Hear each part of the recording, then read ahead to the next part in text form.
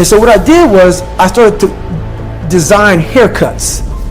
And one haircut I had was the old man. And I shaved my head up here just like this. I did this. And I would keep the hair on the side like an old man has. And one time I shaved my whole head and had a reverse part. So I had hair up here and it kind of zigzag. So I did things to be this cool, crazy, kind of like creative kid. You know, like Crisscross came out. I was crazy, man. But I was a crazy cool kid in school. So I look in the fucking mirror, I see this letter, I'm fucked up, and I'm like, you know what, man, no one's coming to help me. In this mirror, it wasn't my mom, it wasn't Principal Freeman, it wasn't my dad, it was me. Because wasn't nobody coming back to fucking help David Goggins. That was my mindset now. And so with my non-spelling ass, I started getting these sticky notes and writing, you're fucked up. And my mom wakes up like, what is wrong with you? I go, man, I have to change because I can't stay here. I can't. I looked at myself in the mirror and I was defeated. I go, look at myself. I'm like, who am I? So I'm defeated in this mirror. And I'm like, okay, I'm changing. I said, Mom, can we please get a tutor? So we can only afford $15 a week for a tutor. So I had 4 hours a month. Okay. 4 hours a month. I had a 4th grade reading level, man. 4 hours a month for 6 months. That's all I had. So this tutor did one thing for me, very big. But basically, she saw that I was slow, very slow, and couldn't retain shit. And I think she was joking. She says, you're gonna have to write down everything 1,000 times for you to remember this. I took it as okay, roger that. So I literally went to the store and I bought these spiral notebooks. And I started literally writing down, let's say it's a math equation, the same fucking math equation over and over and over and over again. When it came to a paragraph comprehension, I couldn't read the fucking paragraph and then remember it. So we had like, I think 25 or 30 paragraph comprehension things. I had to write down the whole fucking thing, like a whole paragraph, and you don't have much time to take the fucking test. But that's how I learned. So how I learned the Navy Dive Man, it was like 1,000 pages, Navy Dive Man. I got it a year in advance and wrote the book out probably 14 times. Like the Boyle's Law, Charles Law, Gay-Lussac's Law, Dalton's Law, all these laws, but over and over, the whole manual. So it's not like, so now I've done it so many times I can go back in my mind and say, okay, page 71 was Boyle's Law.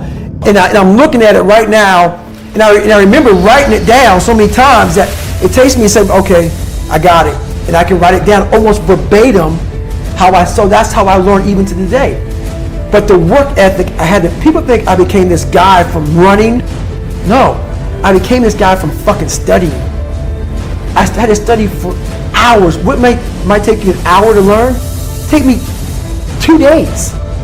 So that's where, at the table, and my best friend Johnny remembers me like, God, you just changed. Something happened.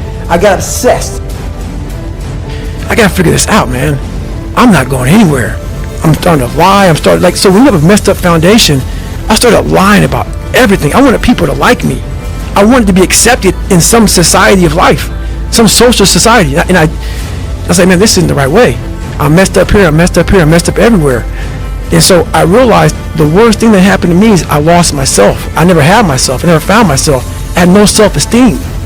So I knew through working out and through learning, because it took a lot for me to learn also, I started finding self-esteem. Once I found that, that's when doors started opening up. I stopped caring about people, that what they thought, being judged. Wow, if I say this, if I started right now, are you gonna make fun of me?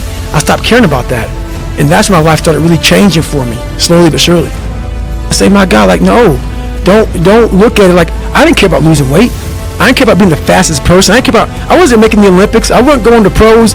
I could barely read and write when I was a junior in high school. I wasn't going anywhere. I saw working out as a way for me to build calluses on my mind. I had to callous over the victim's mentality. So I watched these movies. I talked about Rocky last time I was on here. I always equated training to mental toughening. Like, it always looked brutal. People waking up early and doing all these things, and it looked horrible. I was like, wow, man, I gotta start doing that.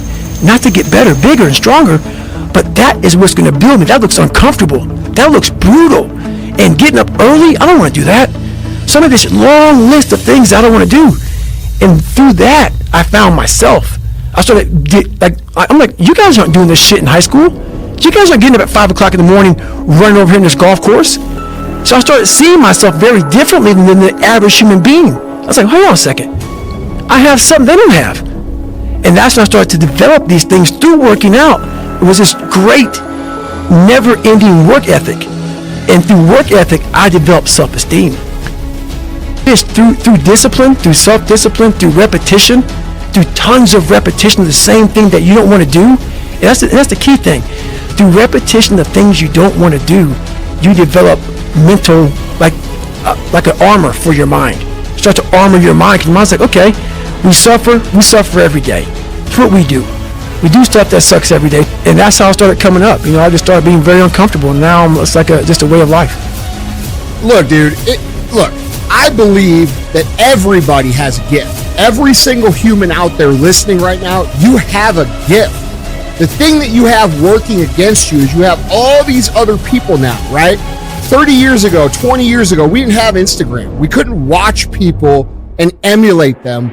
We sort of had to learn our own little craft as we went, all right?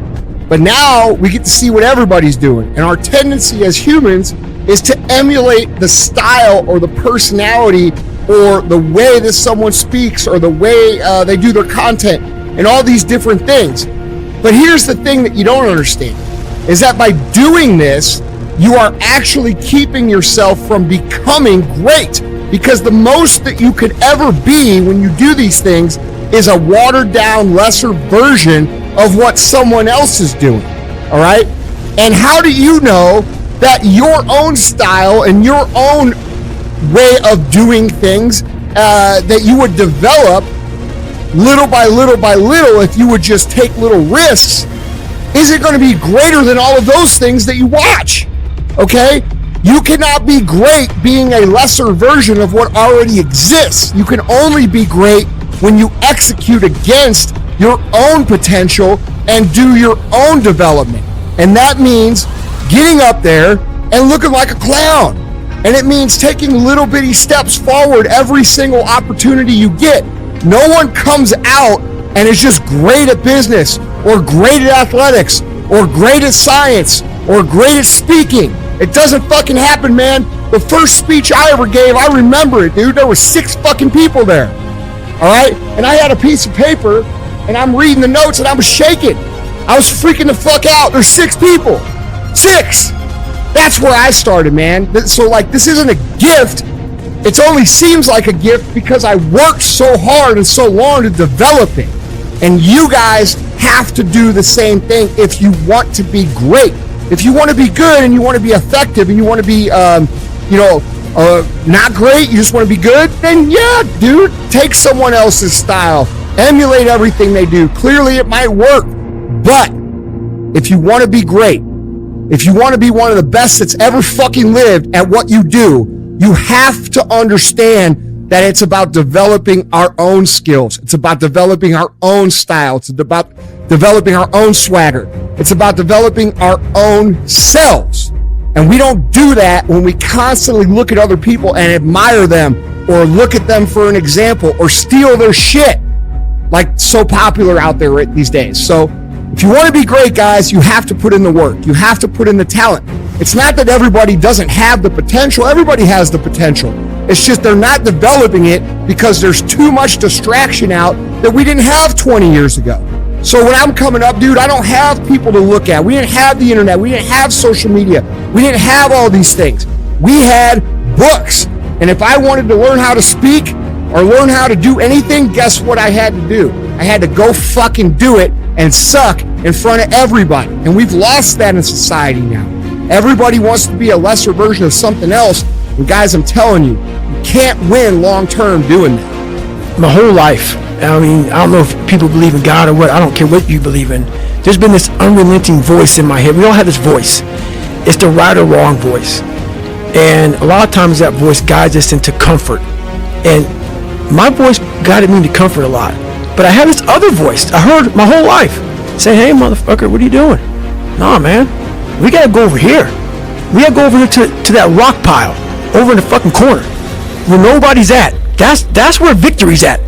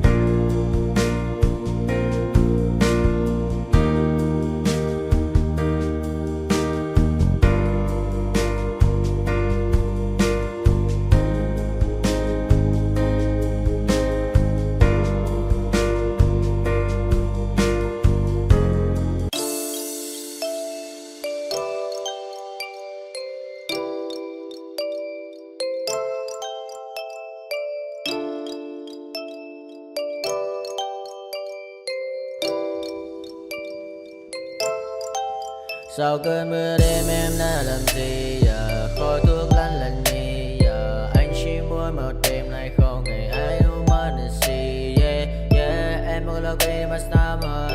Em đã cần đi number 30. Anh không thể giữ em được bên mình. Và bao nhiêu ngày gió là người ghen tình. Bao nhiêu người mấy em mà quên rồi. Vẫn là con má nằm bên tôi. Giờ chỉ con má nằm mòn trôi. Yeah, anh chẳng thể giữ đời cho em nhiều điều. Còn mấy con má điều em mới không muốn. Yeah, em mới không muốn. Yeah, em nhớ muốn bên anh như khi em muốn mơ bên anh. Em nhớ muốn say. Yeah, này là mơ mà em cần anh. Yeah, bao năm mình mơ. Chỉ cần nói sai đến anh này. Em không muốn mai chỉ cần ai. Bao năm mà sau và em muốn đêm nay em đã trôi. Đã biển qua cảm xúc như cơn mưa kia đang nhìn tôi. Đã mệt mà đi má đôi má em thật u sầu. Và đi má đôi má em thật màu nâu. Và anh muốn ôm em thật chặt yeah. Trong khu phố anh ôm lấy một tay em không thể thắng yeah. Như cơn mưa anh không ngần lại yeah. Em anh đi xa nên đi mất yeah. Chỉ còn này anh qua đêm cất yeah. Nỗi buồn như anh không ngờ như em yeah. Ta không bên nhau xa rồi. Chỉ còn cơn mưa kia đang nhạt trôi. Và em xa rồi. Chỉ còn anh đêm nơi cái mây mờ thôi yeah. Mắt anh đã mở đi mascara. Môi hồng như Evergrande yeah. Bạn em như có AK. Pháo hoa là ta ta ta ta. Anh bay lên trên trời cao, không ngăn đao, chẳng biết vì sao.